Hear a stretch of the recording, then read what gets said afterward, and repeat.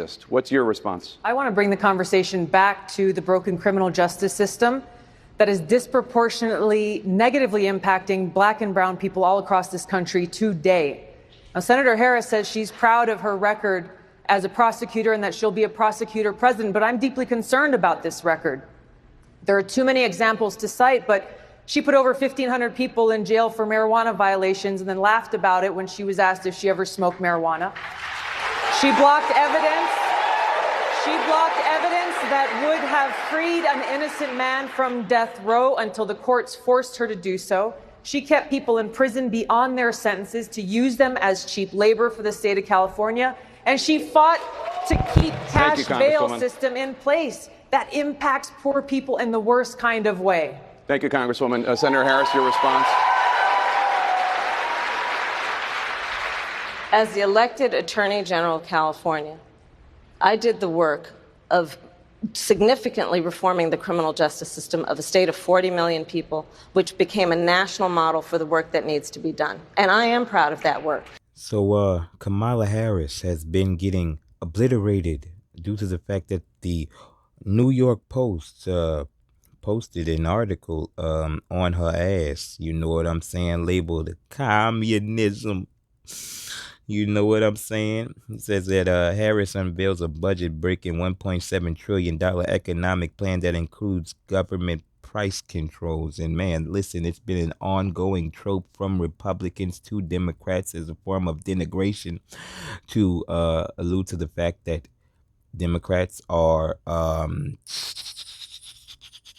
they are, you know, communists when you get down to the bottom line. And for Communist Harris, you know, to counteract that notion by doubling down on the notion with these policies that she's putting out, finally, is a level of arrogance that I do not, I can't believe, you know. I mean, gotta believe it, you know, but it's funny. I mean, listen, yeah, when did we elect her to be the Democratic selection? You know, I mean, I thought this was some kind of, I thought America was a republic. You know, I thought America was a democracy. When did, you know, Kamala Harris get, you know, selected before the election, electoral process of the people putting her in position? You know what I'm saying? Shout out to the powers that be. Should we call her Kam Il Sung? You know, Kam Jong Il? You know, I forgot the other one name. Shout out to South Park. You feel me? This is disgusting, man. People, listen. Kamala Harris has already years ago threatened the American people. She said that she can take away people's American business owners' patents. And she says she has the balls to do so. I will snatch their patent so that we will take over. And yes, we can do that. Yes, we can do that. Yes, we can do that. It's the question is, do you have the will to do it? I have the will to do it. That is a threat. That's a threat on the American people. Why are you threatening the American people, Kamala? People, you know, in the Mockingbird media said that the people should be mad at Trump for saying that, yes, if you got that, you know, money and fame and that power, nigga, you can grab a lady, you know, buy a genitalia, you know, and things of that nature. And man, who's gonna deny that, man? This is America. This is America, man. Slut bagging is not looked down upon or frowned upon anymore, man. It's part of the American way now. You feel me? It is what it is. You telling me that you don't believe that a man with money, power, and fame can have his way with a lady at his will? Come on, man. Look, man, you know, we're not necessarily on Trump's side and things of that nature, but the thing about it is the disrespect. Look, listen, if I mean, look, man, the Democrats are supposed to be with the blacks. You know what I'm saying? And all of this old BS. You're supposed to be on the black people's side and things of that nature. So, and if that's the case, you get the rhetoric that the Republicans are the opposite side, and you expect disrespect from the other side. Okay? That's what you expect. And you respect the disrespect from the other side because it's expected. But if your side sneaked it, not even sneak dissing, straight dissing, disrespecting the shit out you, you know, what are you so what how are you supposed to take that just keep taking it, huh? I mean, that's what Steve Harvey, little skinning and grinning Ricky Smiley, dress wearing Ricky Smiley, trying to talk to your ass and try and convince you that shit is what it ain't. As far as Kamala Harris, he's still calling this bitch black, man. Disrespect coming all around from the Coons and Kamala Harris, man. You seen her cutting that jig, huh? Come on, we know you seen her cutting that jig, man. Come on, man. What are we talking about, man? Trump said, if you vote for me, what the hell do you got to lose? And people, your Mockingbird media came out the woodwork, said, see, this is what we're talking about. This is blatant that he's disrespecting you. Is he? Was he? I mean, what the fuck? What do you mean?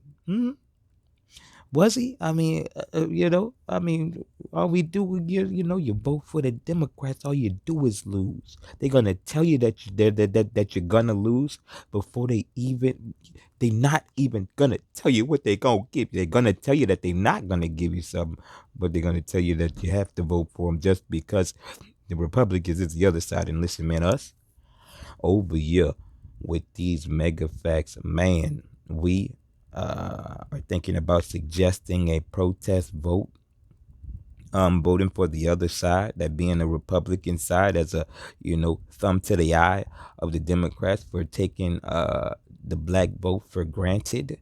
You know what I'm saying? Listen, man, shout out to the white people. The white people did the same thing in 2016. And even though the Mockingbird media scrutiny was getting to an all-time high, turned up to an all-time high after Trump got elected. You know what I'm saying? And people elected his, opponent just so they can get away from the Mockingbird media's scrutiny of Donald Trump. So don't tell me that the Mockingbird media, that TV, the media conglomerate ain't the most powerful war weapon that you ever seen, because you ain't never seen anybody give you anything free as far as money but Trump. But the Mockingbird media's scrutiny, wiped all of that shit away, man. You know what I'm saying? Listen, man, we're not on any Republican side or Democrat side, but we will say that we do lean more on the Republican side due to the policy factor of less policies. Meaning, that means less government on my back, less government in my phone, less government in my pocket. Yeah, we rocking with that. Get out of my business. You feel me? I think I was, 22 when I started that work. I learned that with the swipe of my pen, I could charge someone with the lowest level offense. And because of the swipe of my pen, that person could be arrested. They could sit in jail for at least 48 hours. They could lose time from work, and their family maybe lose their job. They'd have to come out of their own pocket to help hire a lawyer. They'd lose standing in their community. All because of the swipe of my pen. Weeks later, I could dismiss the charges, but their life would forever be changed. So I learned at a very young age the power. But this bitch right here wants to, she's talking about She talking about she got the balls to take American patents from your ass and things of that nature. Hold up, this is another thing. Are we supposed to believe that um doing government price controls ain't supposed to have a negative effect on or on whatever the hell she's talking about she's trying to fix? People who support Kamala Harris's latest proposal to enact federal price controls are simply economically illiterate. And let me tell you why. America has actually tried this before. Almost exactly 53 years ago in 1971, then President Richard Nixon enacted price controls to help combat the inflation Americans were suffering through at that point in time. What it led to was ranchers who refused to ship their cattle to markets. They were drowning their own chickens, and customers were actually clearing out supermarket shelves. It caused more problems than it actually solved.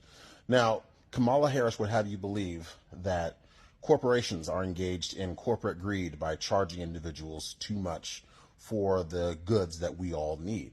But the issue really is inflation was caused by the federal government. The federal government spends more than it earns, and then all they do is print more money to make up the difference, thereby devaluing the value of the dollar. So it makes perfect sense why Kamala Harris would choose to propose this new plan to try to combat the inflation that her administration has caused. But it goes to show you that it's actually right on brand with Kamala Harris herself. Her own father was a Marxist economist, and it's well known that communism is very much downstream from Marxism. So individuals who don't understand that basic concept, I don't know what it's going to take to help you realize that, but just know that federal price controls sound very good, but honestly have been disastrous every time they've been tried. Listen, every time they tell you that they're about to fix something, it's only going to get worse every time. So leave it alone.